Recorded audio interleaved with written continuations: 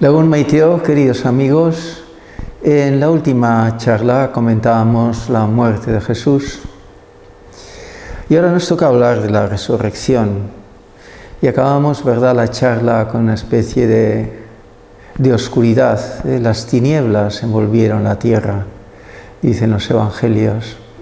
Y ahora vamos a hablar precisamente de la luz, de la resurrección. El Viernes Santo termina, diríamos, pues con el descendimiento de la cruz. Será Nicodemo el que va a pedirle a Poncio Pilatos que le entregue el cadáver. Él, sin ninguna resistencia, le cede el cadáver. Nicodemo había comprado recientemente pues un sepulcro vacío, sepulcro nuevo, y allí irá a parar el cuerpo de Cristo. Lo descienden de la cruz. Probablemente estén también María y Juan, como suelen presentar normalmente los pintores, ¿no?, la escena. Ve cómo bajan de la cruz. Probablemente será llevado desde la cruz hasta un lugar próximo a donde había sido crucificado, dicen los evangelistas, y allí pues probablemente con la misma sábana que luego le envolverían, porque lo hacen de una forma precipitada, tenían que cumplir con el rito precisamente de la Pascua judía, celebrarlo todos los judíos, y entonces lo llevaron al sepulcro. Allí lo pusieron en la piedra, harían pues una limpieza rápida quizá, y con la misma sábana pues le cubrirían el cuerpo a Cristo, y el sudario también que cubría su cabeza como una cosa más delicada. Lo colocaron en el cuerpo de Jesús y todos cerraron la piedra, y luego encima pues los fariseos habían dicho, o los sumos sacerdotes que se llevaban muy bien con el poder dominante, pues les habían dicho a Pilatos que pusiera una guardia de soldados a la entrada del sepulcro. Y así lo hicieron. Y así llega la noche, los soldados cuidando el sepulcro y el cuerpo de Cristo esperando, como había prometido él, al tercer día. Al tercer día. Jesús prolongará, diríamos, después de la resurrección, esa presencia entre nosotros, pero hay un tiempo, diríamos, difícil de entender, que es el cuerpo en que el cuerpo de Cristo está muerto, pero su alma está viva. Efectivamente, pues así pasa la noche. Y antes de despuntar la aurora, las mujeres que habían estado, probablemente María Magdalena y la de Cleofás, los evangelistas hablan de una, de dos, de tres mujeres, ¿verdad? Pues van al sepulcro. Su preocupación era qué decirles a los guardias que les permiten entrar dentro para limpiar el cadáver, quién les movería la piedra, y en eso iban. Y cuando de repente pues se dan cuenta que la piedra está quitada, que no están los guardias, y con mucho temor entran en el sepulcro y dicen dos jóvenes vestidos de blanco, que les dicen: mujeres, ¿por qué buscáis entre los muertos al que está vivo? Ha resucitado. Resurrexit sicut dixit, resucitó como había predicho Jesús. Y en ellas, muy asustadas por esta presencia que no esperaban, pues salen alborotadas del sepulcro y van a anunciar precisamente a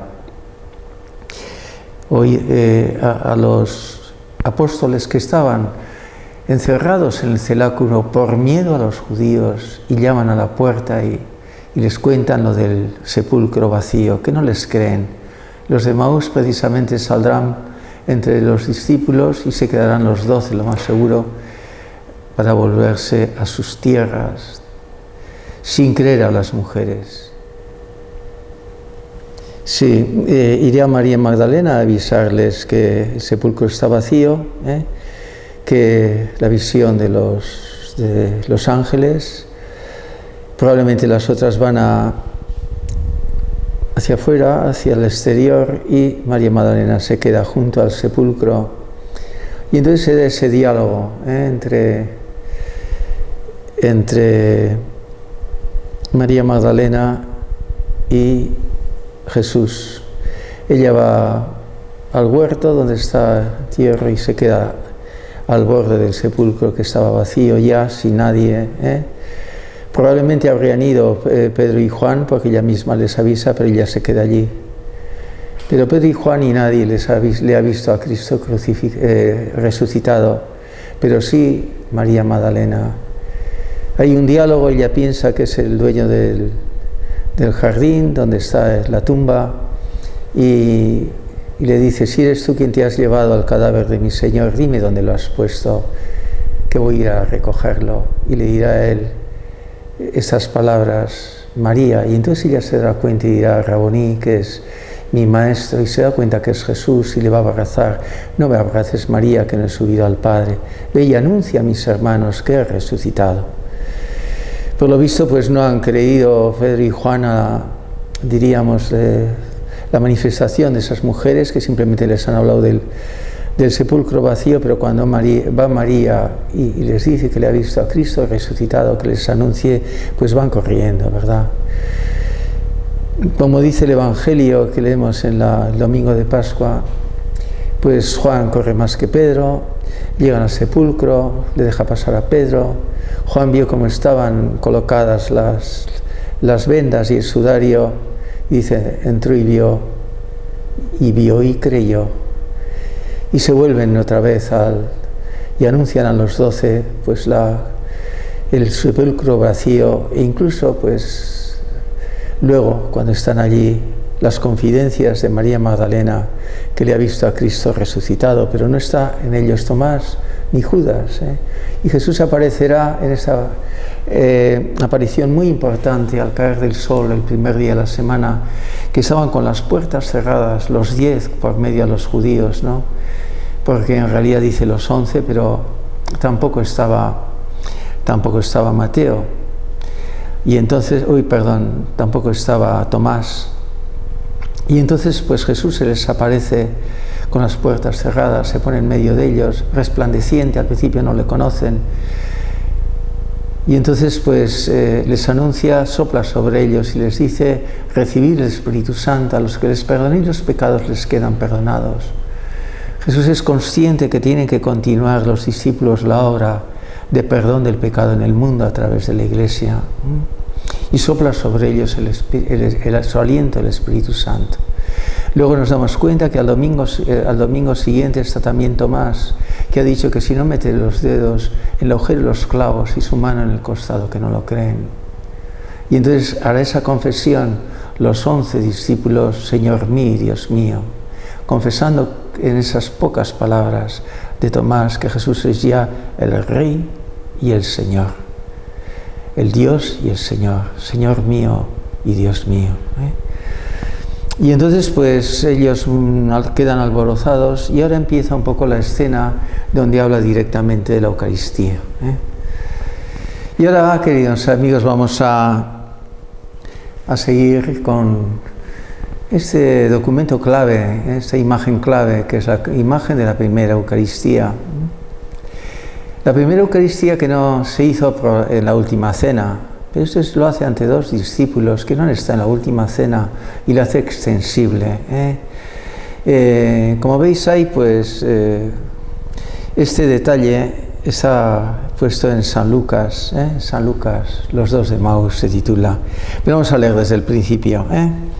La resurrección de Cristo transforma la realidad humana. Confirma su divinidad ante los discípulos en sus apariciones. Cambia totalmente el tono de los discípulos cuando ya se habla de que el sepulcro está vacío. Y no cabe duda cuando Cristo se aparece la noche de Pascua y les deja a todos pasmados. No entienden cómo ha podido entrar Jesús y las puertas están cerradas. No ven ese brillo y esa alegría y esa belleza de su rostro. Pero Jesús por eso siempre les dice, pues bueno, que no teman. Ahí no les dice porque la alegría totalmente pues les ciega los ojos. Jesucristo transforma la realidad humana, confirma su divinidad ante los discípulos en sus apariciones y proyecta una nueva luz, la luz al mundo y a la vida. Surge la esperanza y la alegría. Es el verdaderamente el elemento fundamental que debe de cambiarnos a nosotros también. El terminar la Semana Santa con la Pascua tiene que ser motivo de auténtica alegría, como antes se celebraba, ¿verdad? Los más mayores conoceréis en San Sebastián, en Santa María, cuando a las 10 de la mañana pues se quitaban aquellas tremendas cortinas y se tocaban las campanillas. Era una cosa que reflejaba muy bien lo que debe ser la resurrección de Jesús. Y San Lucas nos cuenta esta escena. Probablemente uno de los dos de Emaús, hay autores que lo dicen, uno era Cleofás, pero dice el que escribe el Evangelio, y el otro probablemente sería Lucas, porque con tanto detalle y con tanta profundidad es difícil alguien que no ha estado presente en el relato. Las demás cosas han estado presentes los otros evangelistas, al menos Mateo y Juan, en el tema de la cruz, incluso en la resurrección de los 12, pero Lucas no. En San Lucas nos presenta a él a los discípulos de Emaús. Jesús abre sus ojos en el camino a la fe. ¿Os acordáis la escena? Vienen dos que no son de los 12 y se vuelven a su tierra para seguir la vida ordinaria, el trabajo, totalmente tristes y desalentados. Le dirán a ese peregrino que se les une a ellos: nosotros creíamos que en fin, que podía ser él el Mesías, pero ya es el tercer día. Nos han asustado algunas mujeres diciendo que el sepulcro estaba vacío, pero ellos volvían a su trabajo, no les habían creído. Entonces él les habla de las Escrituras, de todo lo que aparece de él, de esas profecías de Isaías que se hacen realidad en la pasión-muerte, y también que al tercer día iba a resucitar. Ellos no se dan cuenta, él está de incógnito, y al final llegan a Emaús y le dicen, cuando él hace ademán, dice para adelante: no, quédate con nosotros, que la tarde está cayendo, y poco menos que le obligan a estar con ellos, y cenando pues cogerá el pan y lo partirá, y al partir el pan desaparece y se los da a ellos. Es el signo de permanente de Cristo en esa Eucaristía que la deja y él la parte para los discípulos.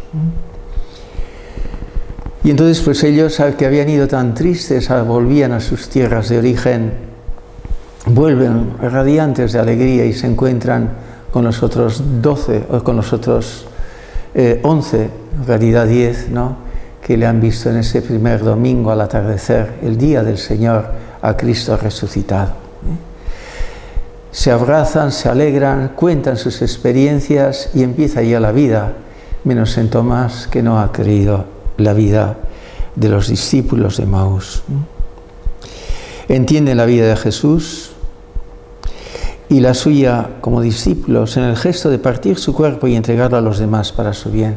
Se dan cuenta en ese partir el pan, que le llamaban a las primeras Eucaristías los cristianos, ¿no?, que era la entrega que deben de continuar, la que hace Cristo con nosotros, los discípulos como Él, en favor de los demás, a través de la Iglesia. Tienen la conciencia de que Cristo está vivo, porque Él está en medio de ellos, resplandeciente quizá, pero oculto, en la figura de los mismos discípulos. Recuerdan el sentido del amaos los unos a los otros como yo os he amado. Esa catequesis profunda de Jesús desde el capítulo 13 hasta el capítulo 17, poco antes de morir, que debíamos de aprendérnosla y leerlas muchas veces los que nos decimos discípulos de Él.